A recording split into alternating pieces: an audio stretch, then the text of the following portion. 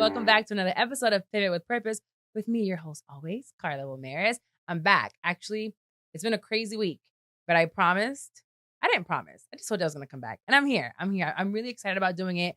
I've been using the excuse of like, I can't find a guest to come. Well, guess what? We've got a guest. I don't even know what to call you. I remember Hermana.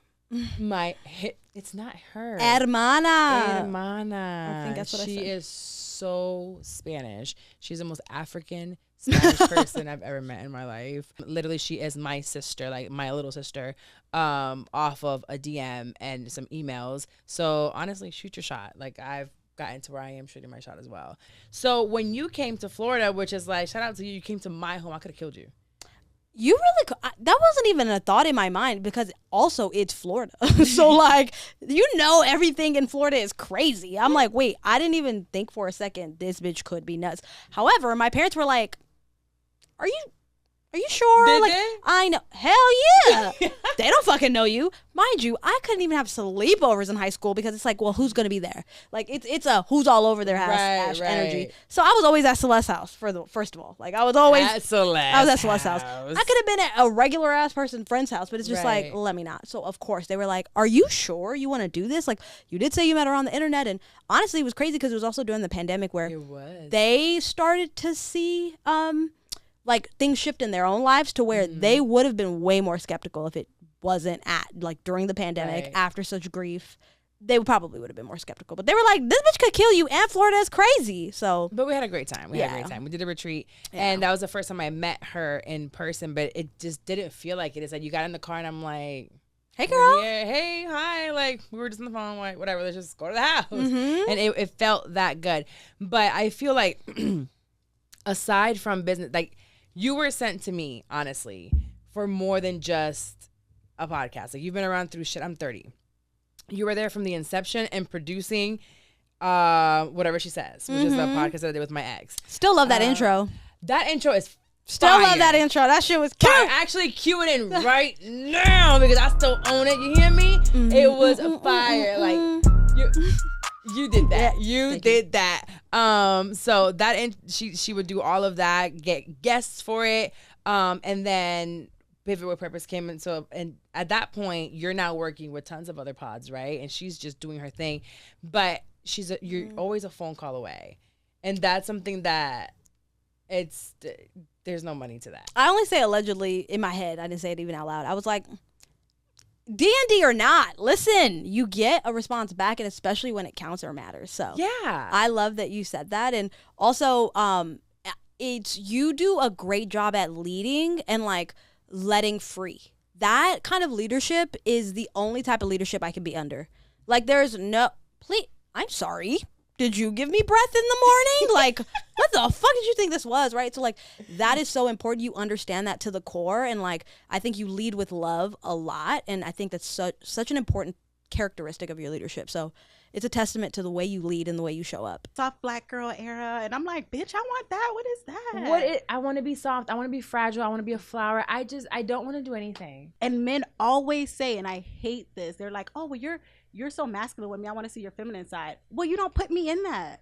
They definitely have to put you into a feminine space and treat you that way. Because, no. But with me, and I know like you witnessed me like wanting love, then finding love. Right. And you were one of those people, just like so many others and myself, it was just like, I found my prince. I had my everything, my forever. And I finally stopped being strong. I stopped. I let it go. I let him lead. I'm like, I found a man to just throw myself back. And I closed my eyes, bitch, and I opened up. And it was a fire. Because that's scary, though. It is scary, but then it proved me right. It was like, it validated that fear. Pillows. Like, you were buying pillows and shit. I was buying fucking fluffy, soft pillows. You were like home decorating. I was like, who is this bitch? I love this for her. I loved it for me too. But again, I closed my eyes. I leaned into that feminine side because I really felt safe. I felt protected. I felt loved.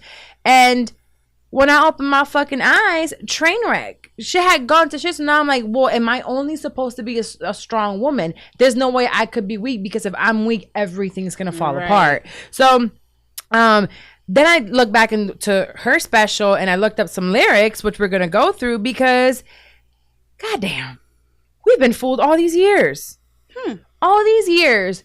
INDEPE. Girl, white toes. I got white toes. I was showing you because they're grown out. I was like, wait a minute. Webby and Lil Boosie was out here telling us to be hella independent. Just to find a bitch who's not independent, want to depend on you all day. All the time. Because that's what they do.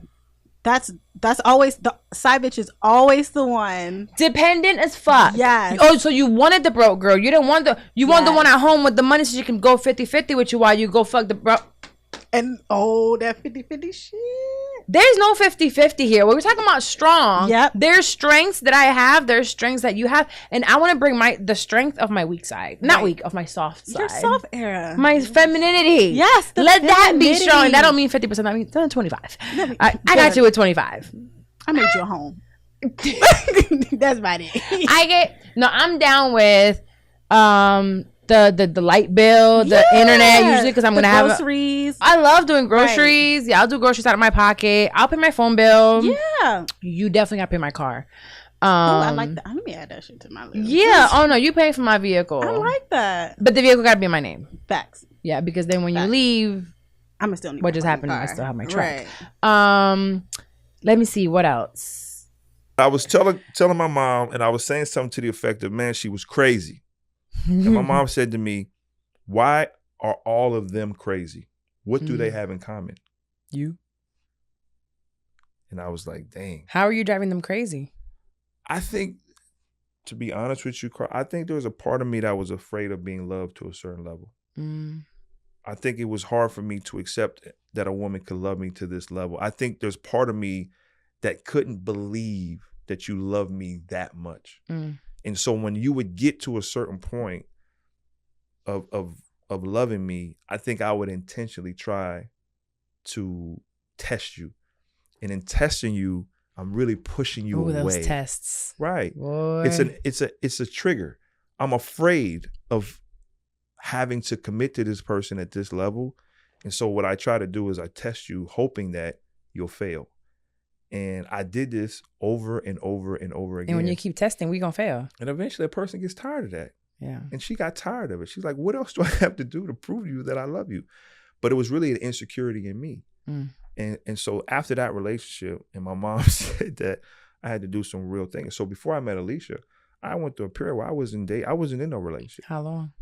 Shoot, that was probably like 2 or 3 years. Okay. And I made a decision, like, I gotta really do some real thinking. I got to do some real soul searching, because all my relationships are ending the same way. And these are great women. These aren't like these are women with the hood rats.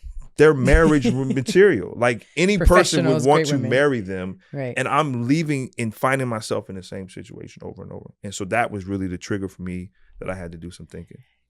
Are there men that will die in that same cycle?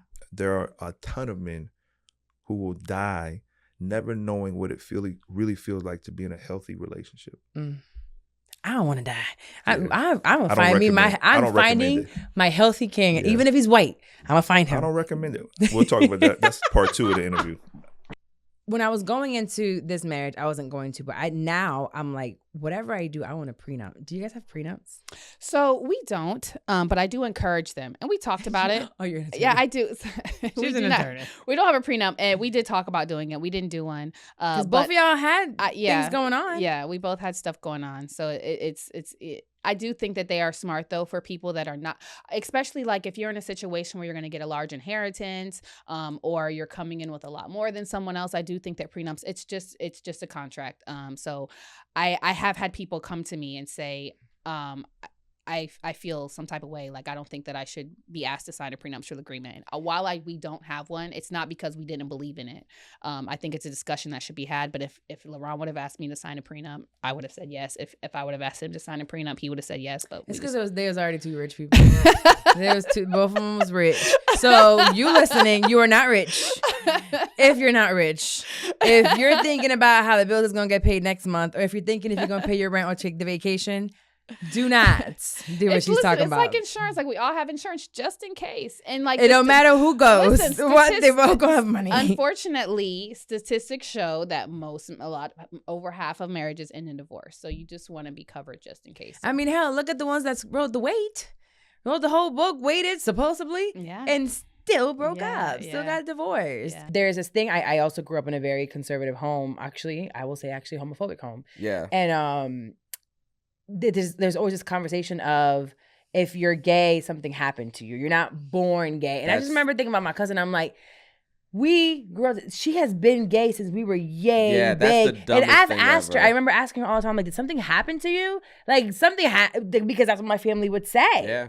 And have you heard that? Have you been asked? Yeah, I'm asked that all the time. I'm asked to the point. I used to talk about this. I was after a show. I have a joke about my dad not being around. I grew up without my dad, and I remember this dude came up to me after the show. It was in Missouri, not St. Louis. It was in a small city outside of Missouri. I was doing shows out there, and he came up to me afterwards. He's like, "Hey, are those jokes about your dad leaving really true?" I'm like, "Oh yeah, he left when I was like 3 or 4." And he's like, "Oh, okay. Do you think that's why you're gay?"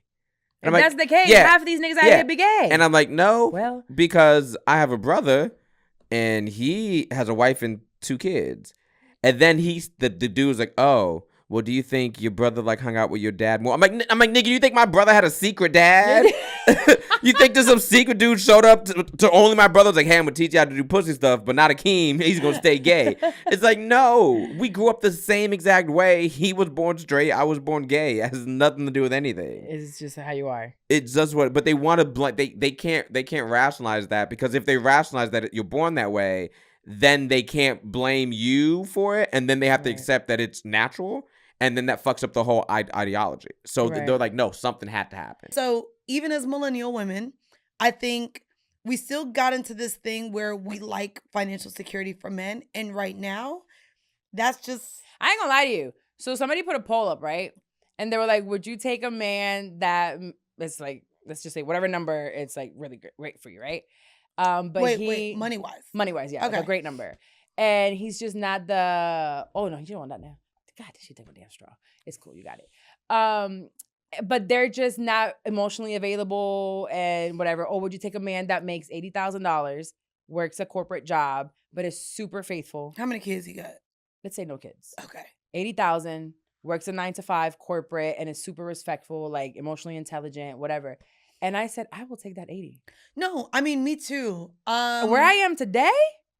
No, I'll take that 80. Me too. I think that the more money and power that a man has, the less likely he's able to show up for the things that we want. Like, that's where I won't even say that. No. Well, you know why I won't say that?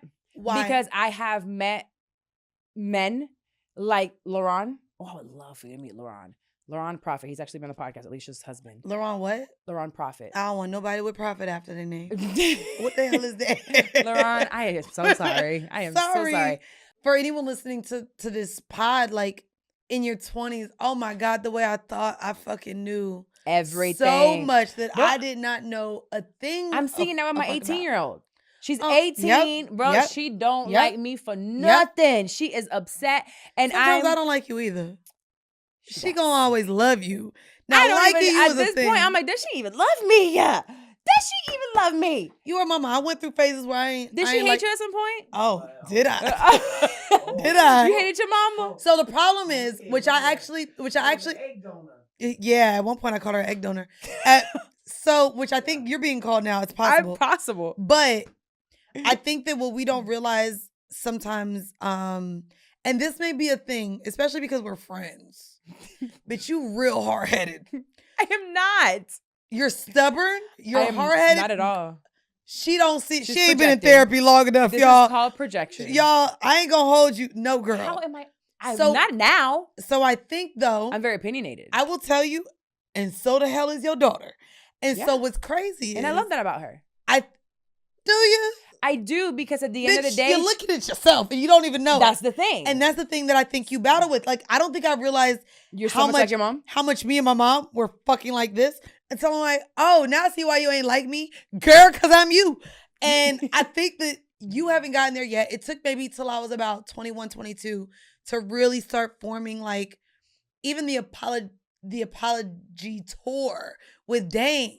Now Is see that a why new you word? want apology tour. Oh, Apology tour. tour. Girl, Tour. that's 2 words. Calm Okay, down. I was like, what? I know I'll be making up words. But I think that's when I realized when I started working in maybe 24 actually, a little later. I keep hearing it was like, you know what? Bitch, now I see why you wanted that chicken taken out. And I forgot. But bitch, I'm coming out of work. The day has been long and I come home and the fucking house is a mess.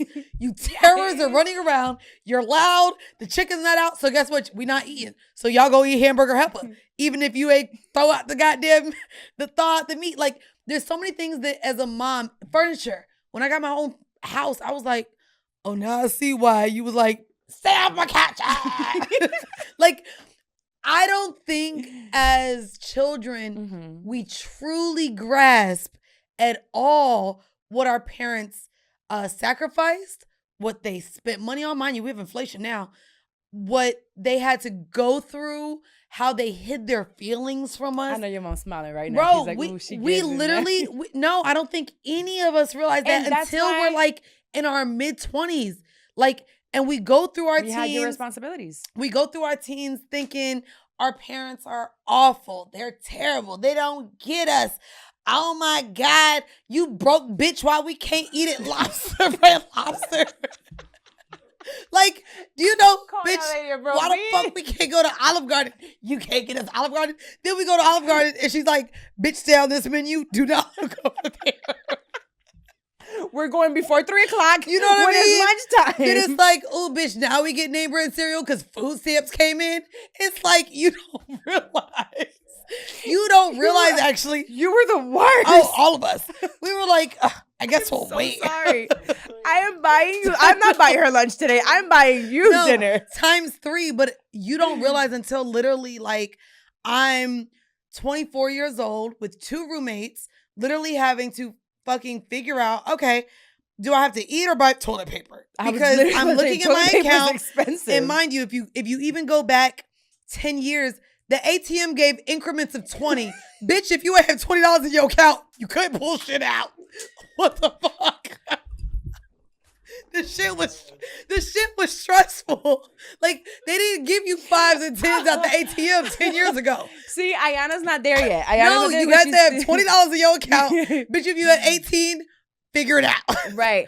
Am I allowed to cuss on your podcast? Yeah. Okay, cool. Sorry, oh, yeah, girl. Oh, you're fine. I cuss every other. Yeah, no, we bring the Lord into here, but he knows our hearts. Okay. I'm trying to work on it, but it's okay.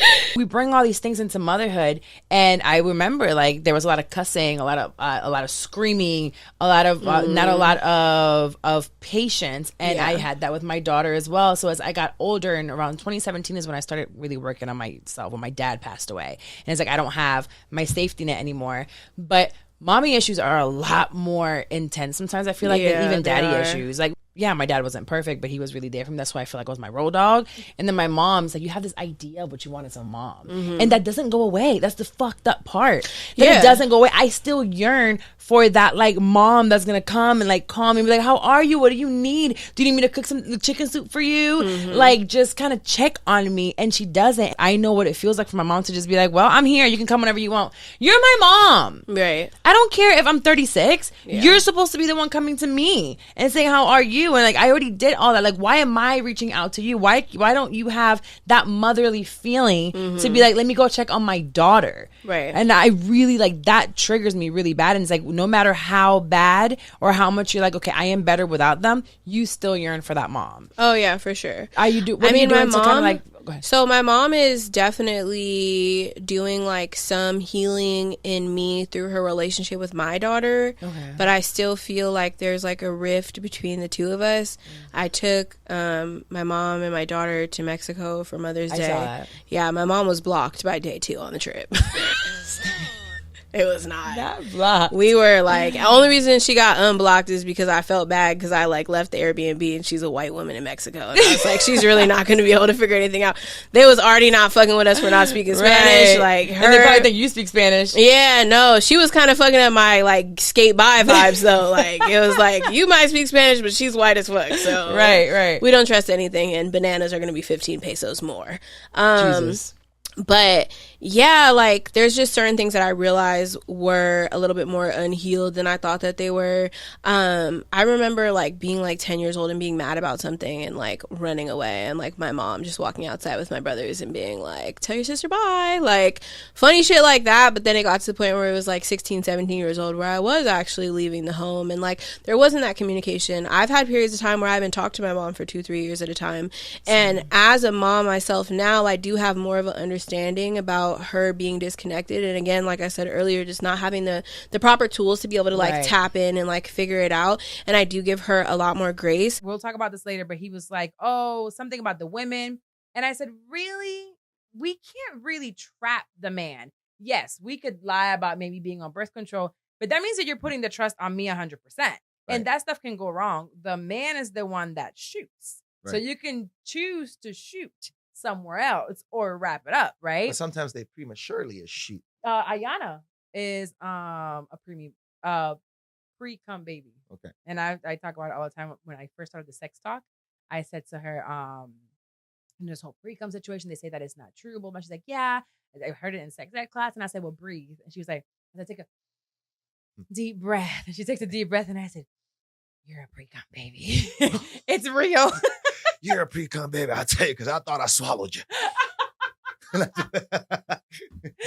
was really your daddy was a virgin and he fucked up. It was his first time. It was our first time. Wow. His first time.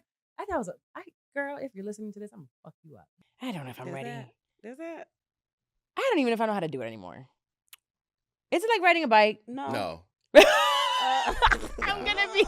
Nah. We can go a while without sex, and we get back, and I'm like, all right, so my leg goes here, right? Stop, no. Wait, like? what's a while? Like, what's the longest?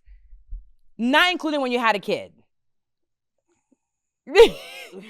Shit. 2-3 weeks. About 3 weeks. The 3 weeks you forgot where the leg goes? Sometimes, yeah. Like what is comfortable? What do we like to do? What's our thing? What's our thing again? What we like? Oh, this one. I thought it would have been like riding a bike. But I guess it wouldn't because it's a new person also. It's a new so now you person. gotta learn a new person. You gotta learn all that's why we be going back to the same person and rotating them because I already know what you like. Yeah. But I ain't going back. They know what works for you. I'll be damn. I'm gonna catch something. Learning. I go back. I don't like learning that much. For real. I don't want to learn a whole bunch of new shit. I don't want to do that. I don't want to do much. No. I don't want to learn or do much. I'm hearing the problems already. I'm like, man, I think I didn't put in enough years doing stuff. I'm laying here. You get it done. You done yet? Pillow princesses. Ugh. Yeah, man. No, not as much as a pillow princess. That's bad. Pillow princesses. That sounds bad. It's just that when I want to lay, I know I can lay.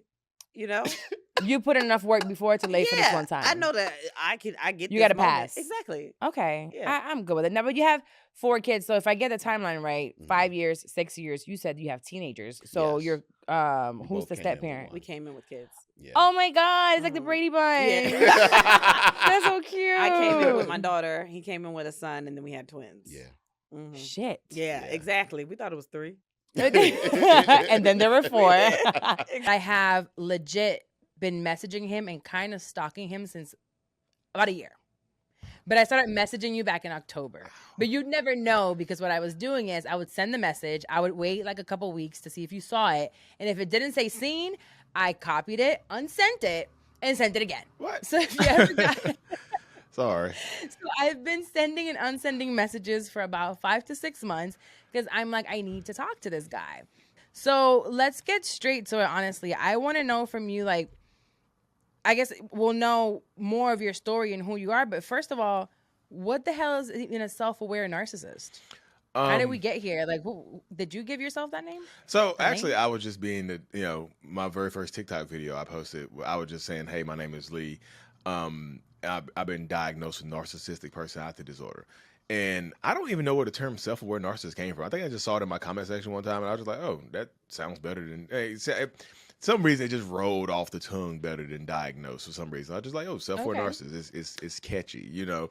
So it just quickly became the self-aware narcissist on TikTok or whatever. And pretty much what a self-aware narcissist is somebody who's aware of who they actually are. You know, somebody who's aware of their tendencies, their personality disorder if they've been diagnosed, and things like that. It's just like somebody, not necessarily, it doesn't mean that they're taking accountability or they're going to change their behaviors. It just means that they are aware of they're aware. Like I'm woke. It's kind of like, I see. It's kind of like I have glasses on right now. My vision was blurry, but now I have the glasses so I see clear.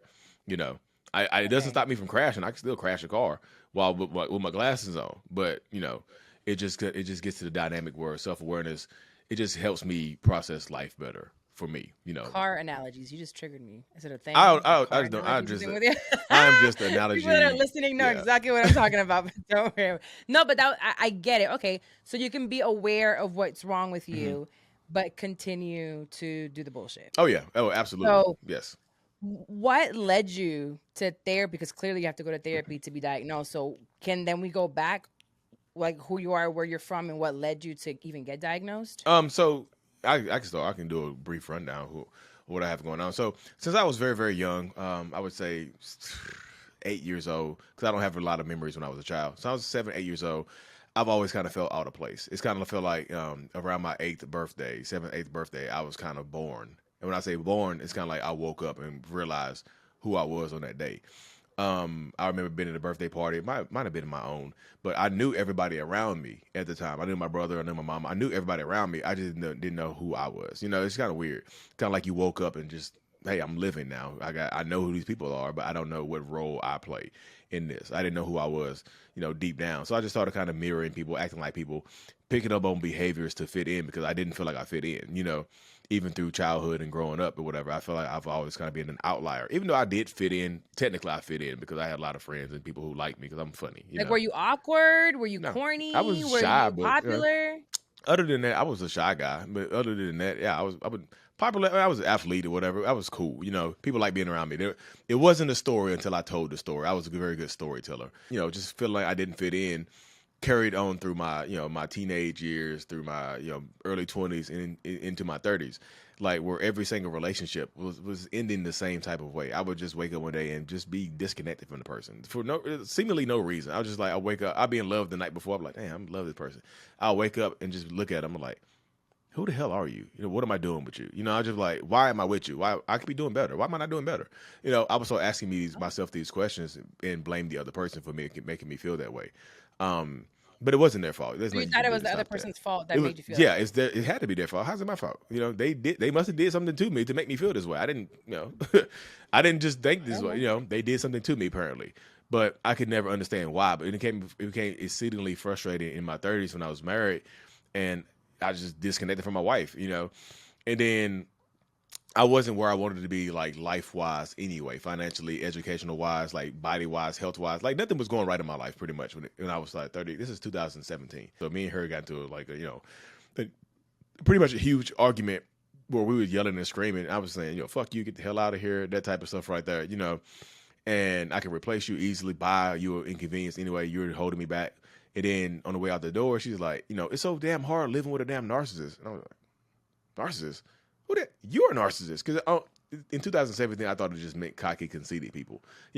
That's what I thought as well. Yeah. It just somebody that's full of themselves. Yeah, somebody that's full of themselves. It's still an insult. I'm like, you insulted me. So I'm insulting her. Like, you're the damn narcissist. And I started going into detail. Like, it takes me 5 minutes to get ready. It takes you 3 hours. Like, you so worried about how you look in public, blah, blah, blah.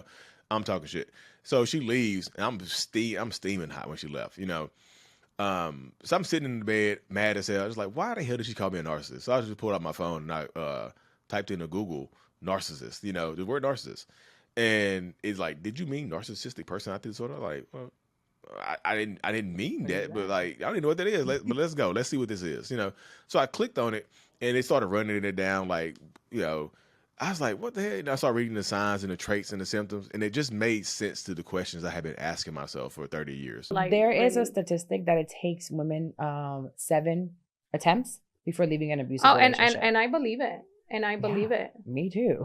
Because I've been there. And it's like, because you leave, but then there's this sense, and I talk about it all the time, because you're in love and you're literally addicted to the cycle of ups and downs. As horrible as that sounds, but it's very true. It sounds like shit because now that you're out of it, you can see it in someone else. You're like, oh, she's not ready. And one day, I just felt it and I was like, I gotta go. So I called an old best friend of mine and her mom knew what was happening. And I called her and I was like, listen, miss, her name. And I'm like, I'm ready to go. Like, please come and pick me up. Like, he was at work and only his mom was downstairs.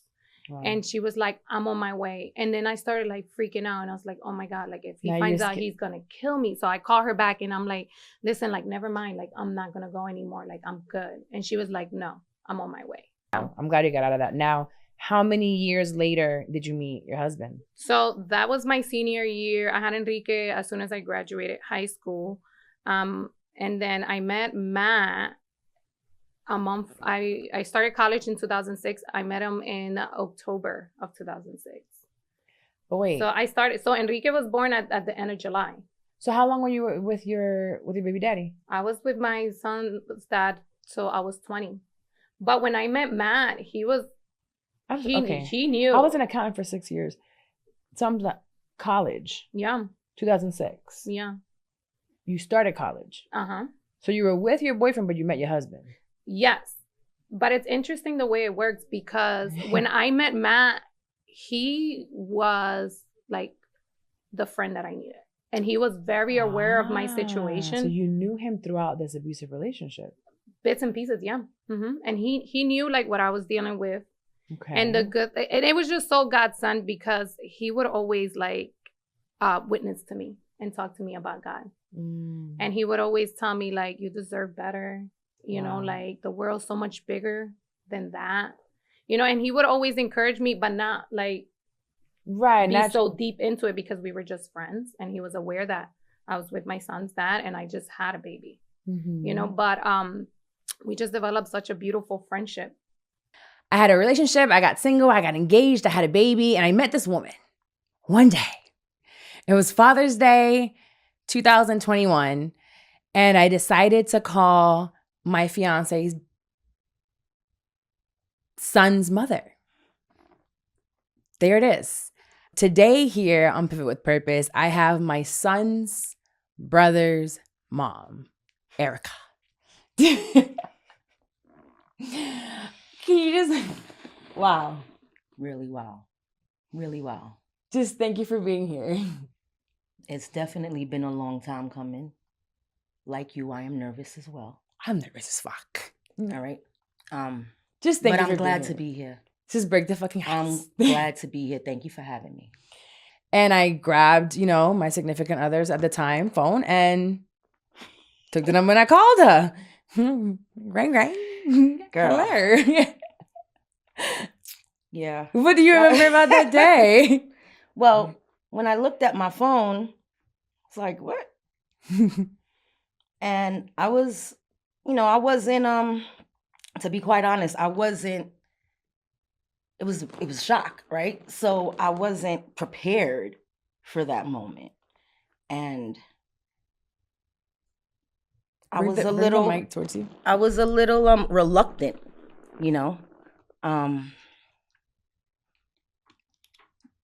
for more than one reason, right? But started speaking with you. We planned what we planned. Because I had my intention. I knew what I was calling you for. I was very clear that I was calling you so I could pick up King. Mm-hmm. I wanted my stepson. Mm-hmm. So, was it the meeting? Was the first phone call or? Yeah. I didn't know what I was going to expect, but you agreed that very first. Well, you did not agree to let him come. You agreed to meet me. Right. So that was for me the most important thing was to meet you first, because I had my reservations as to why things were the way they were, and we needed to sit down, woman to woman. So that's why I agreed, because there was some things going on that I didn't like, and that's why. Why were you okay to speak with me though? You didn't know who I was? I think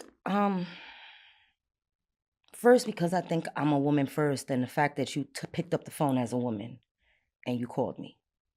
That was huge. And because it's about my son. And because no matter what,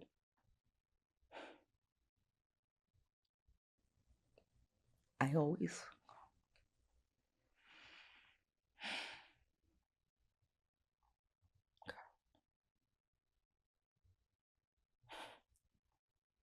I always want my son to have his dad. But there were reasons that wasn't happening, right? So to have another woman and knowing that regardless of how I felt about the situation, that he has a brother, right? And that it was another woman. She has motherly instincts. I knew that my son was going to be okay, so and he wanted it. My son wanted it. It was hard for me. But I'm glad I did it. It was hard because I felt like you didn't understand why or what my reasons were behind. And it's not that he couldn't go or he couldn't, but there were boundaries at that time. And there were things that had already, transpired that made me feel uneasy. So in order for that to happen, the fact that there was another woman, another mom there, kind of put it at ease for me. You know what I mean? Like, I had to pray a lot about that one right there. I had to pray a lot about that. I'm going to drink to this because it is sad. It's so sad.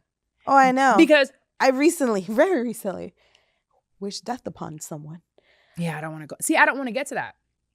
And this is why I can now sit and talk to this ex. And him and I can have a conversation and acknowledge the things that we've been through, right? You cheated. We had physical altercations. It was never like a sadistic thing. I'll never look at my ex and all the fights that we had and think like, you meant to hurt me. Although he was cheating, he was a cheater. Okay. And he told me, I said, why? I kept asking him why at the bar. And he's like, that's all I knew. Yeah. That's all I knew. I didn't know any better. I met him when he was 33. I was 26. I'm 25. That was a time to be alive in Orlando. I was popping in the clubs. I was a baddie. This right here did not exist. There's no cheaters around. It was a different triathlon Carla. Word. Ooh, I was a baddie. But I can look at him and be like, I can't ever say he's a bad person. My son's father. It was something, is the word sadistic what I'm looking for? Yeah.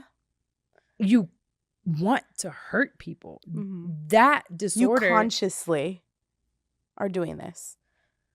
I wouldn't even say conscious. It's just it's ingrained in their personality. They don't even know. They're so selfish. They don't care. They don't. But at the same time, it's like, I always used to say this.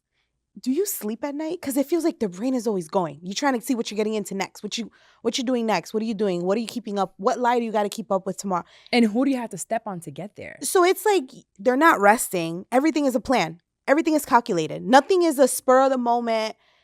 Like, oh my God, I tripped and fell. No, you made yourself trip and fall to get this. Right. You made this happen. So it's like, at least for me, I already know it's never going to change. And I had a conversation with that person not too long ago. You did. And I literally said the two places me and you are ever going to be in the same room is in a courthouse or a wake. And I'm not going to be the one that's dead. I literally said that. Those are the two instances that me and that person will ever be in a room together. Right. I love my kids. I tell people now, even though you love your children, if you're not with the father or the mom, a child is a bookmark. It reminds you of the fucking mistake you made that night or nights for the rest of your life. Yeah. Right, if it's not planned. If it's not planned. Exactly. This is why you got to wear a condom, because all you got to do, if you don't believe me, everybody, on Monday mornings, I want you to go downtown in your local area and go to child support court and sit in the fucking lobby.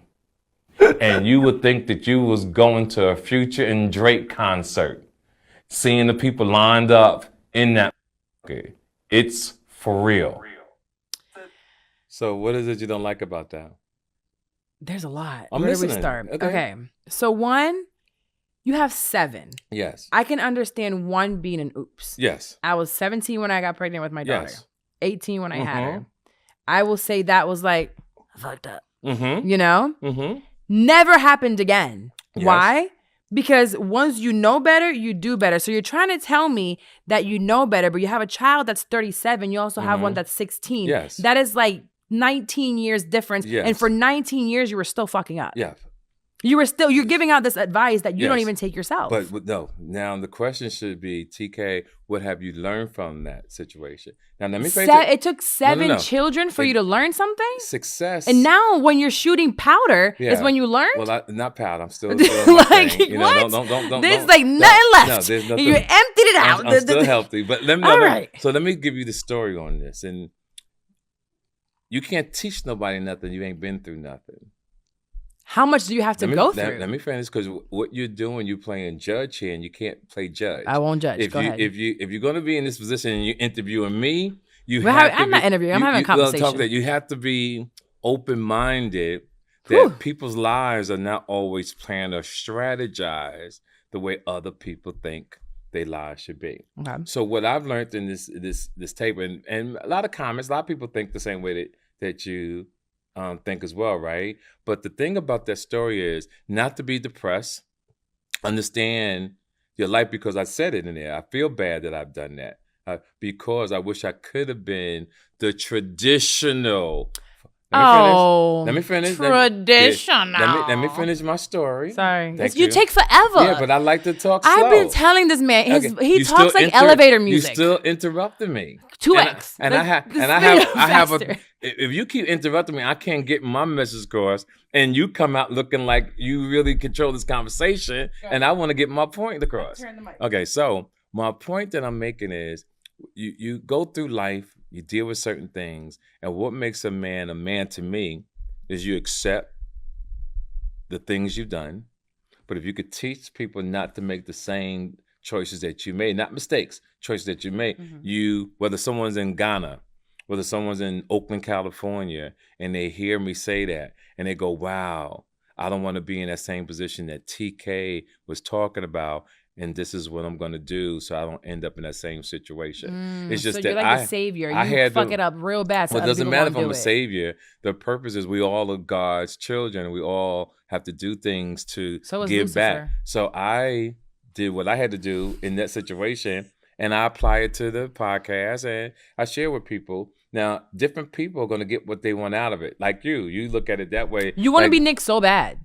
No. I'm older than Nick. So Nick wants to be you. Yeah. So I'm older than him. My point that I'm making, any man, if you can learn from my situation, find one woman if you can, and stick with that one woman. I just love how it's usually the men that can't keep it in their pants, the man that don't value a woman, the man that can't be in a relationship, the one that goes and tells us, go find one woman. You know who I'm going to take that advice from? From the man that has had the one woman. From the man that knows how to value a woman, that has with their actions on a daily basis shown how they value women. That's who I want to take the advice from. Not the one who's still walking around state to state, putting their thing into anything. I'm going to still tell you why that's wrong. Why is that wrong? Because you have so many people who are habitual liars.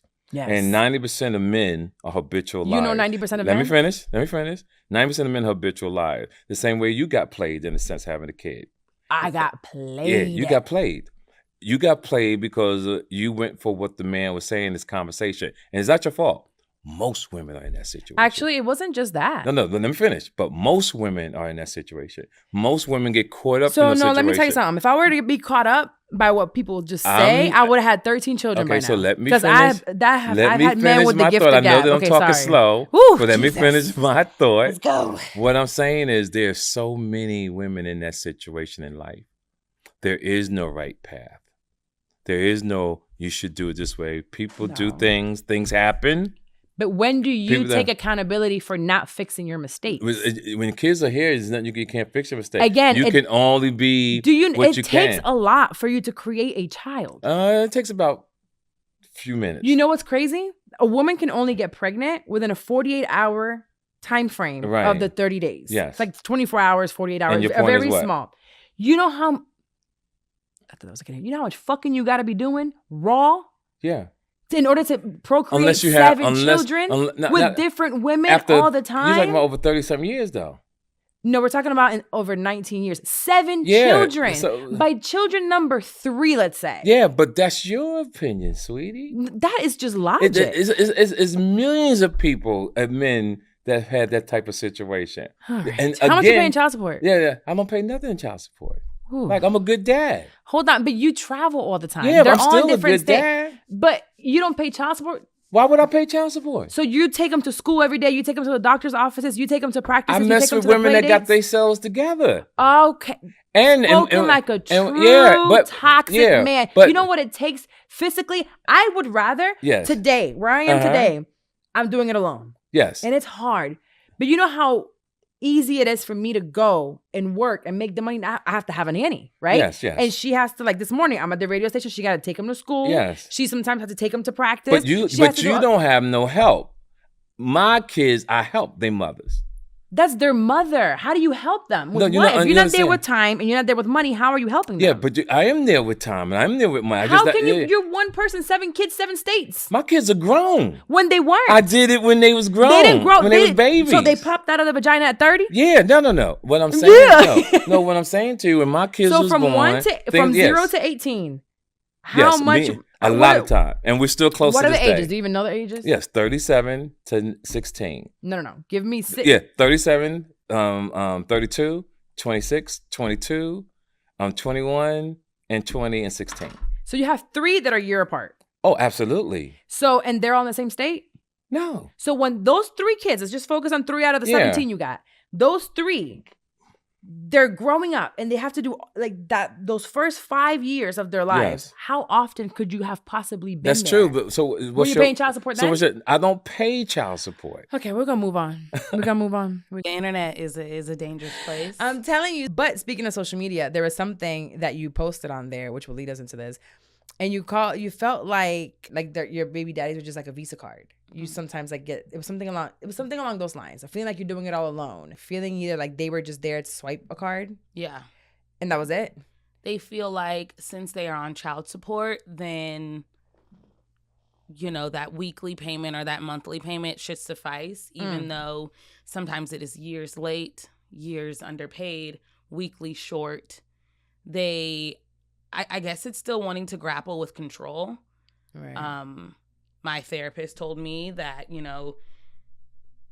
remove their feelings from it, remove the person from it, and think of it as a money exchange. When you pay or give your money for something, you want something in return. So because they cannot have access to you, because they cannot get in your bed, because they cannot show up at your house whenever they want, that is a waste of money. I.e., they treat you like you stole from them, and I didn't. I raised your children 365 with no breaks. When I had COVID, when I gave birth, I stayed in the hospital 2 days, came home, and went back to work. Jesus. How? I've never had a day off. I only took PTO the last time I came here. Which I was still like, whoa. You were like, don't ever do that again. Don't. No, it's unbearable.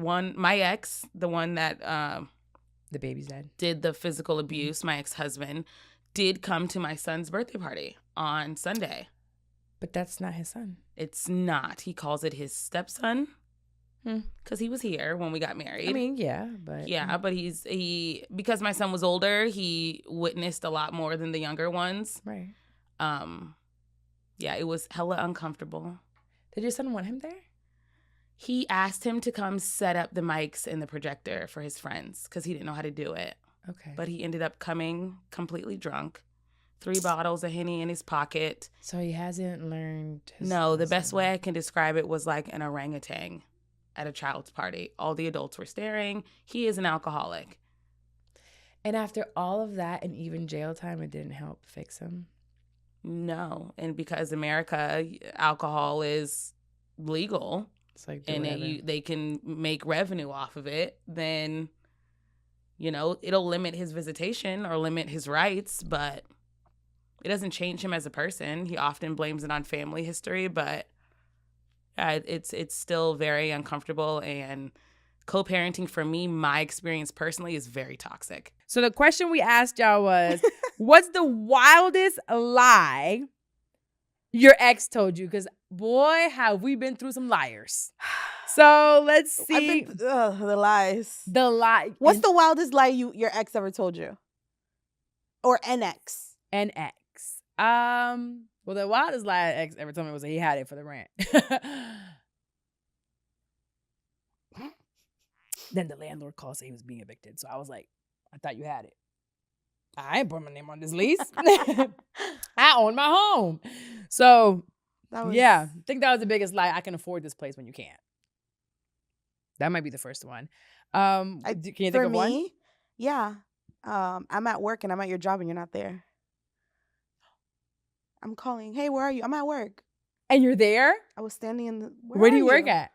At the time, Nordstrom Rack. Stop. So you can walk into the job. I took the baby because I was on maternity leave and I needed to get out of the house. I was bored. Plus, I wanted to go shopping. He told me so many great things about this store. I had never gone to it personally. I hadn't gone to it. So you're like, I would love to experience it. I was like, yeah, I want to go see it. Why not? I don't got nothing else to do. I'm on maternity leave. So I'm like walking around and I'm like, maybe he's on lunch. Lunch came and went. And I was like, I know retail. I know You did retail. Don't lie to me. I know fucking retail from the top to the bottom. You can't lie to me about retail. So where was he? He was at work. No, where was he for real? I don't know. He was at work. You never found out? I never found out. Jesus. I remember I said, you're at work? He's like, yeah. And I was like, why just talk to Margaret? She's here. Tell me you're not here. And she said you're not.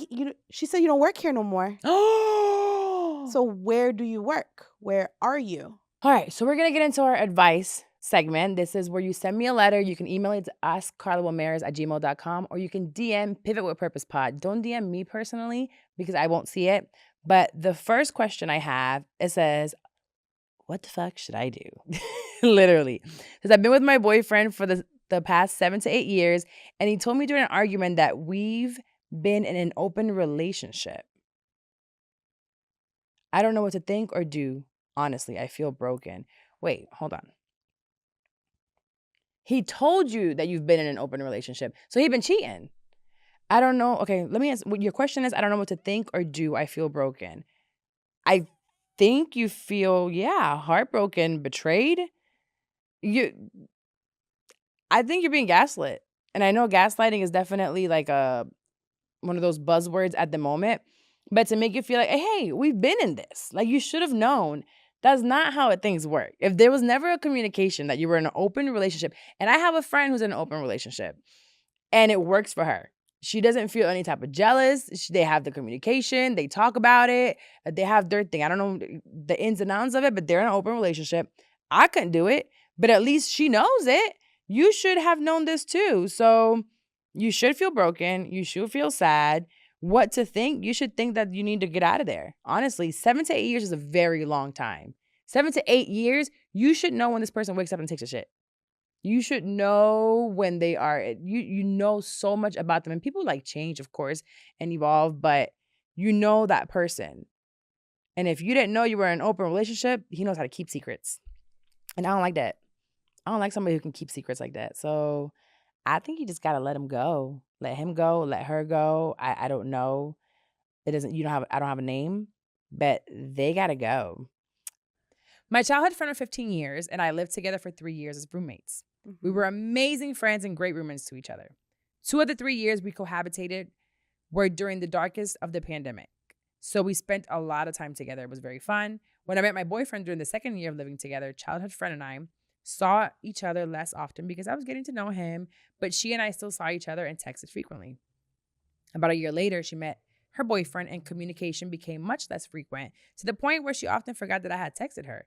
She used the excuse of, I'm bad at responding, you know that, or I'm super busy, sorry for responding late. I live with my boyfriend now, and she is living alone for a few months until she and her boyfriend moved in together. I miss her a lot, but I don't know what to do or say because I don't want her to think I'm angry. I only want her to be happy, even if that means we aren't good friends anymore. I don't think she'll change her texting habits for me, and she's always wanted a fun and amazing boyfriend, which now she has. I really miss her as a friend. Any ideas on how I can get her back as a friend? I'm triggered. We should go with the other one. You did have this happen to you? As the person who was ghosted by the friend, and I hope you listen to this shit, okay? And I hope I hope you finally call me back. Because you still talk to some of our friends, you bitch. And they tell me. But then there's some of our other friends that you don't talk to. Abusadora. Tell me how you really feel. Like the obituary. Fuck you. I am pleased to announce. I am pleased to announce that we are no longer friends. I think... Be honest. There's nothing wrong with being honest. And when you're honest, you're vulnerable. So you have to know that it could hurt you what they'll say. Yes. Be honest and just say like, hey, I really miss you. I don't think people assume that you're going to be like gum stuck to each other forever. People change. Life happens. And that's okay. But I don't think if you have a good relationship with someone, I don't think life should get in the way of that relationship. Right. Even if you only check in once a month, once every 3 months, and have lunch or dinner once every 6 months, that's better than just completely ghosting somebody. Living with somebody is very intimate. It is. I don't know what that's like other than men. I lived with this bitch, I never had a roommate. And it was 3 of us. We lived together. I'm just going to call you back at this We point. lived together. We worked at the same store. We saw each other 24/7. And you don't have closure as to what happened? No. That's the worst. Listen, I would call her on this phone right now and put her on She's the not gonna answer. goddamn podcast. I will put her on the podcast. I would. hear you. So I've had this conversation with a friend of mine recently, and she shows up in a certain way for her friends. Her friends are a big deal in her life. And when people don't show up the same way back, it hurts her. And she's like, I can't be your friend. I'm good on you if you don't show up the same way, right? I'm working through it with her. She is intense. So, excuse me. I gave her the example of Dex and I. Uh-huh. With her, we talk almost every day. There's a lot for us to talk about. Dex and I don't talk every day. Mhm. Dex actually doesn't communicate much. Sometimes she'll go days and won't answer. And I learned that is who she is. Mhm. I show up very different. I can call her more often, or I can show up, and I'm okay with that because I know now after I wanted to fight her for not getting back to me, and she's just like, bitch, stop calling me. I don't want to talk.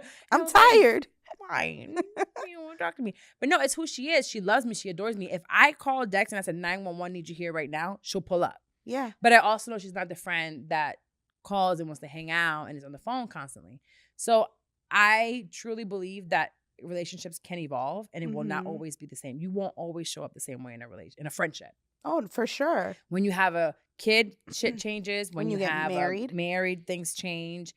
And just know that you can have that conversation with them. It's like, what can work for you now for us to continue? And if whatever their response is doesn't work for you, that doesn't work for you and it's fine. Yeah, like you said, there are friends that you are consistent. Like you talk to them every single day, but there's always that understanding that if I need you, right, you're gonna show up. And it's not like, oh my God, I need you, my shoe broke. Oh my God, I need you, my tire's out. It's, oh my God, I need you. I'm having a panic attack and I don't have anybody else.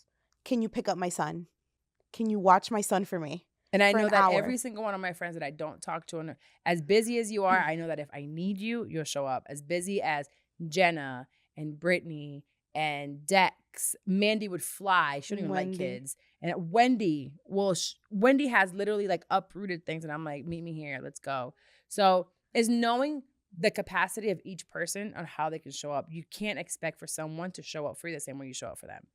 And not all friendships are lifetime friendships. Back to the outline. We end it with a Bible verse, and this one is Proverbs 18:24, and it says, "One who has unreliable friends soon comes to ruin, but there is a friend who sticks closer than a brother." So just watch who you keep in your circle. Be very careful, and it's something I've told you many of times on a weekly conversation. Watch who's in your circle and who you call a friend. You have acquaintances, you have business partners, you have friends, but not.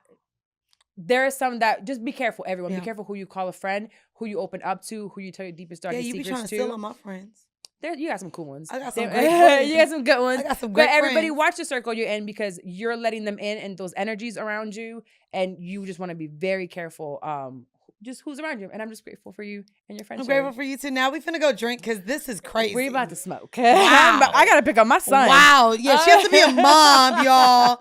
She got my fucking family crying behind the scenes. What kind of bullshit? Y'all, thank y'all for tuning in.